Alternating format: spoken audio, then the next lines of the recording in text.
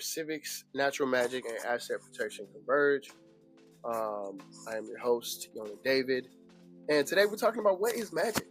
Not just what is magic, but what magic actually is, right? Because when most people hear the word magic, they're thinking like Harry Potter or like the devil or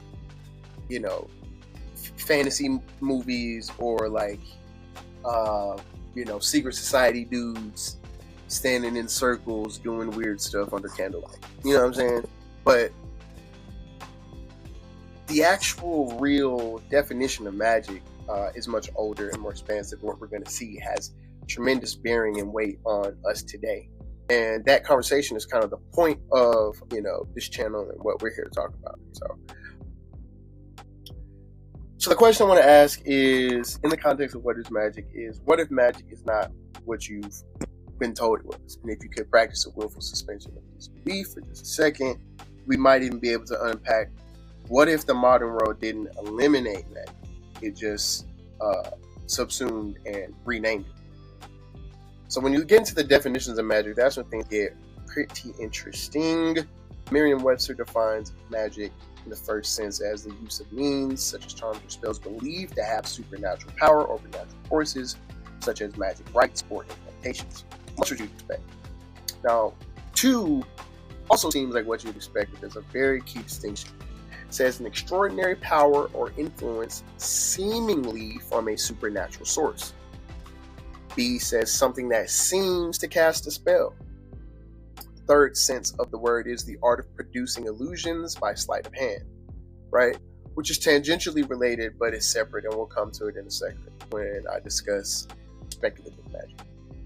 When we look at the adjective form of magic, it says of or related to magic in the first sense. The second sense is A, having seemingly supernatural qualities or powers, and B, giving a feeling of enchantment, right? Now, that's very important when we consider the following. You look at the etymology of magic, much what you'd expect in the first sense, late 14th century, magica, art of influencing or predicting events and producing marvels using hidden natural forces. When you go down a bit, though, to natural magic, now things get a little titillating. Natural magic, circa 1570s, was also in early use as magic naturale. In the Middle Ages was that which did not involve the agency of personal spirits. It was considered more or less legitimate, not sinful, and involved much that later would be explained scientifically as the manipulation of natural forces. So one of the definitions of magic is this natural magic, which is scientifically the manipulation of natural forces. And we'll go on to see how these things got separated by purposeful intent, and I'll touch on it in this video and then I'll go to it in depth in another. So natural magic, including stuff that would seem miraculous or supernatural to you. So an example of this might be someone who's a hafiz, someone who's memorized the Quran. If you can't memorize your phone number, someone come along and they tell you they memorize a several hundred-page book, from memory, and so much so that they can tell you if you're reading it wrong. Like, that's going to seem miraculous to you. If someone who's like a lawyer or a judge who's been studying the Constitution their whole life and they can pull up the whole Bill of Rights or maybe even the whole Constitution from memory, that's going to seem miraculous to you. And memory is one of the best, highest, strongest forms of magic that you can really deal with. But I have to cover that at another time. So yeah, natural magic, once again, did not depend on spirits, was considered more or less legitimate, was also defined as a manipulation of natural forces, and later explained scientifically because science evolved out of natural magic. So natural magic includes symbols, ritual, memory, psychology, language, influence, behavior, patterns, pattern recognition. Within this context, magic may not be a violation of reality. Magic might more properly be described as skill-based or skillful interaction with the architectures, either hidden or explicit, that shape our reality. Magic may be properly defined, functionally defined as skilled interaction with architectures, hidden or explicit, that shape our reality. And throughout history, we had what was known as, or during the Enlightenment period in the Renaissance. After the Renaissance, Italian schools of thought led the way in separating these two. It's a very interesting period of history that I'll go into later, largely set on at the behest of the Doges of Venice, who controlled Italy and wanted to control the population of Italy by controlling how educated they were.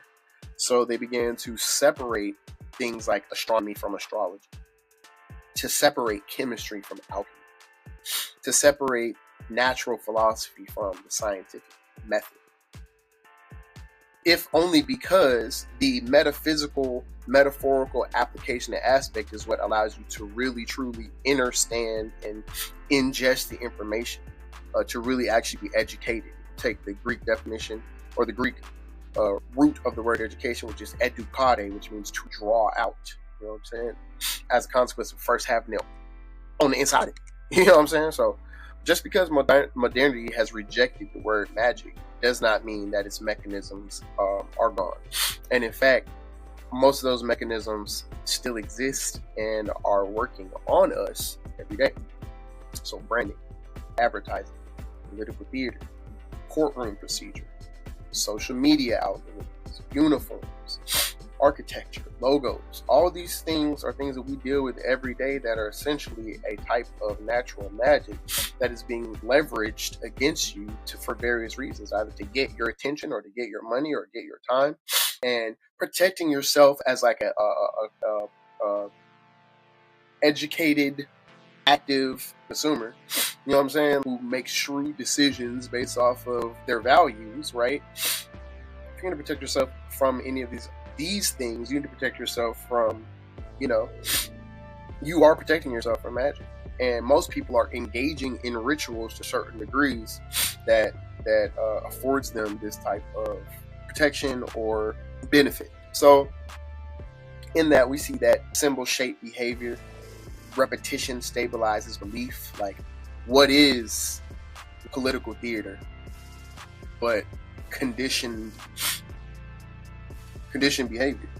What is branding but repetition?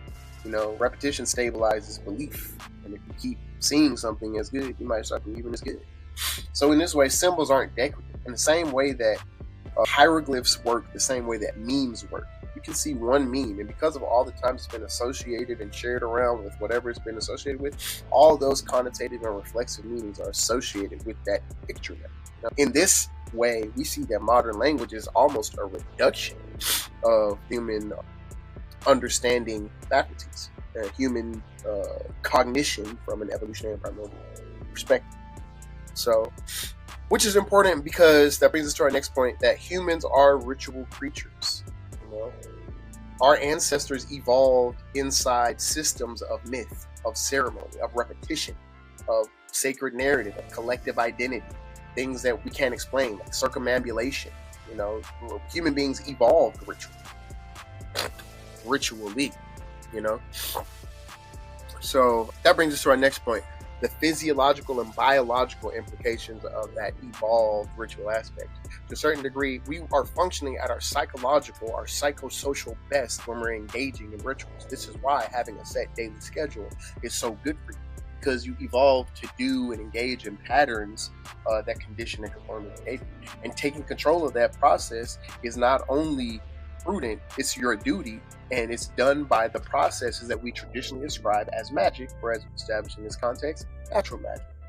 So when you look at documents like Heal, or What the Bleep Do We Know, or even The Secret, one thing that has to be taken with a grain of salt and recognized as absolutely true is that expectation affects physiology, physiology affects behavior, and behavior affects outcomes.